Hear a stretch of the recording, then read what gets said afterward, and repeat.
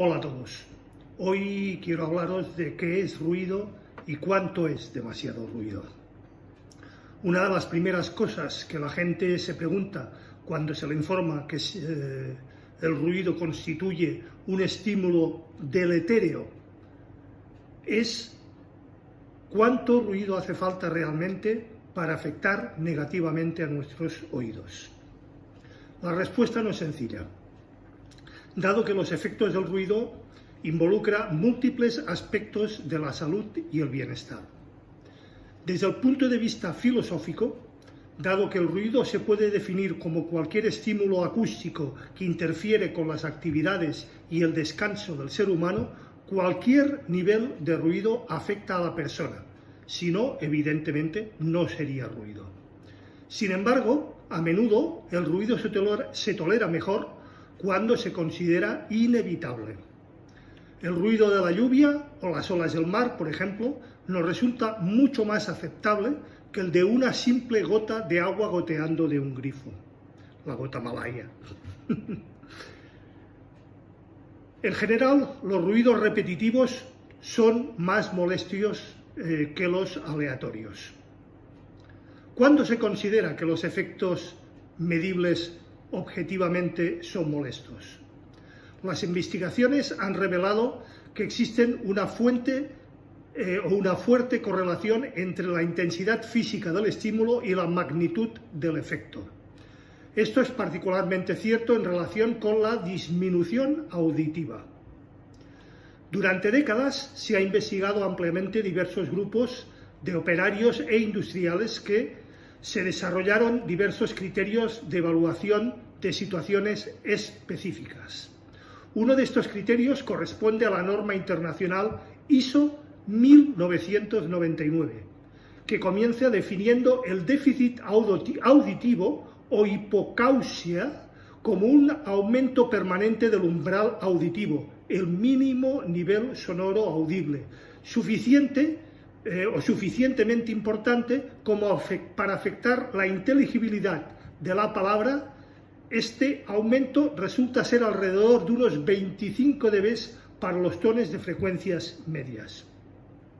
El siguiente paso es utilizar una tabla de doble entrada que nos permite evaluar el riesgo porcentual que experimenta déficit auditivo al exponer a ruidos de carácter laboral, 8 horas diarias durante 6 días a la semana, de cierto nivel sonoro promedio durante una cantidad determinada de años. Por cada disminución a la mitad de las horas totales trabajadas, el criterio se aplica restando 3 dB al nivel sonoro real.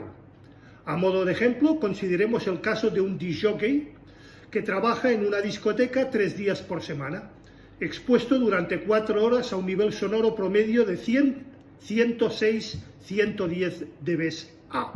Como vimos en el anterior post, queda explicado a qué nos referimos con dBAs.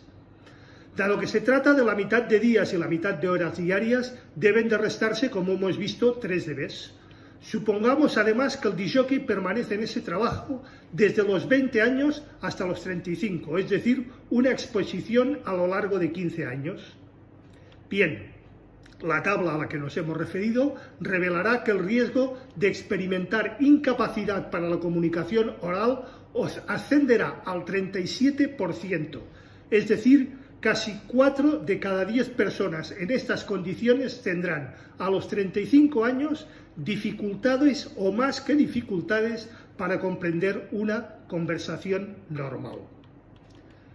Las legislaciones laborales normalmente permiten exposiciones a 90-85 dB y obligan a los empleadores a realizar exámenes periódicos a sus empleados, de modo de cambiar las funciones de aquellos que resulten más susceptibles a sufrir pérdidas irreversibles auditivas.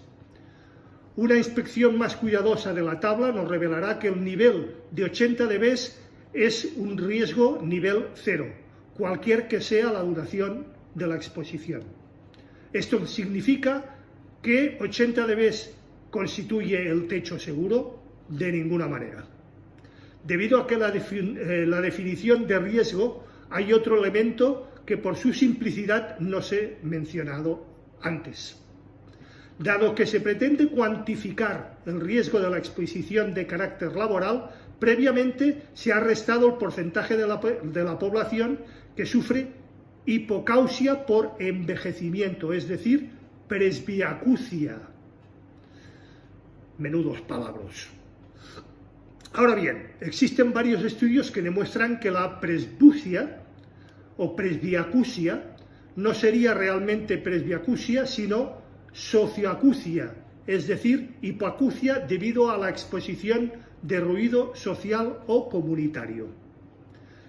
En la década de los 70, la Agencia de Prevención Ambiental de los Estados Unidos, la EPA, fue comisionada por el Congreso para proveer información sobre los niveles de ruido ambiental requeridos para proteger la salud y el bienestar públicos, con un adecuado margen de seguridad.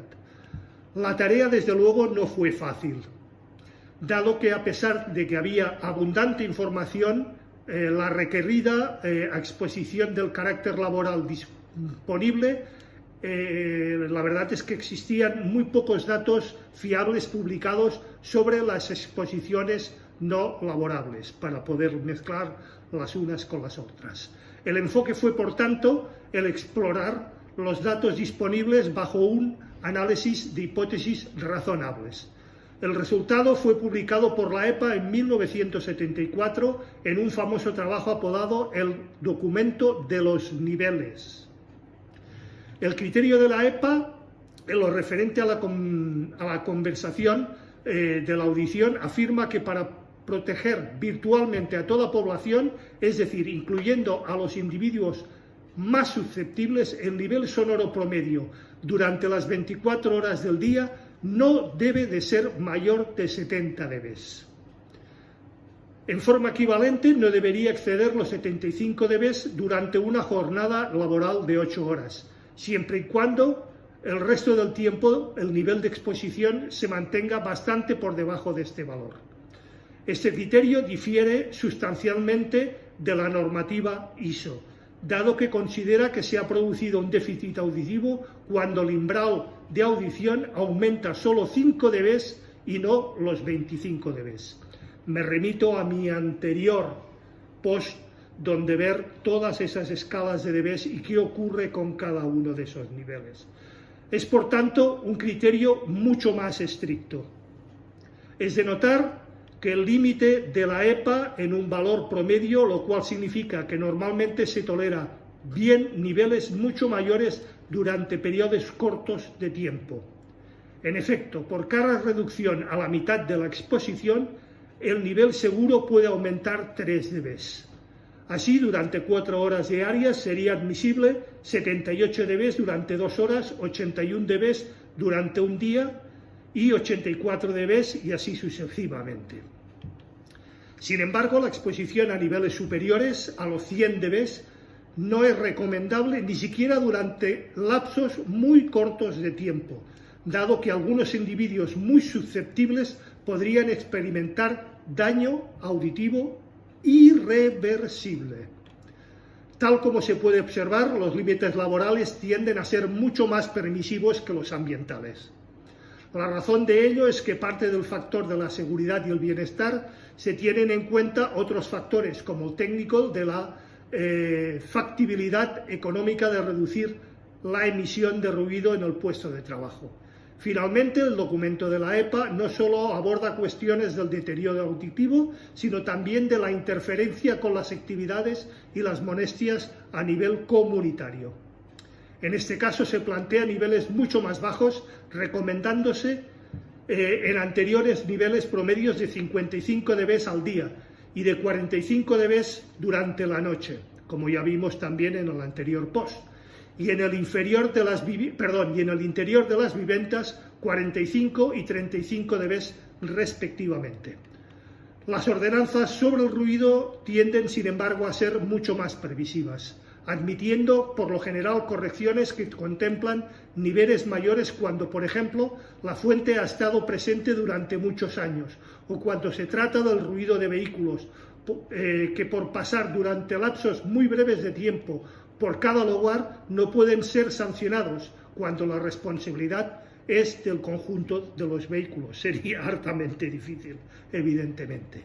Bien, espero con todo esto haber aportado un poco más de información sobre qué es ruido y cuánto es demasiado ruido. Quedo abierto, como siempre, a cualquier pregunta, duda, aclaración, cuestión o sugerencia por vuestra parte, que serán, como siempre, bien recibidos y dispuestos de la forma más adecuada. Recordad, si os ha gustado, dadle al like, compartid el post, suscribiros al canal si no lo estáis ya y acordaros de darle a la campanilla gris para que YouTube os avise de cualquier novedad en el canal.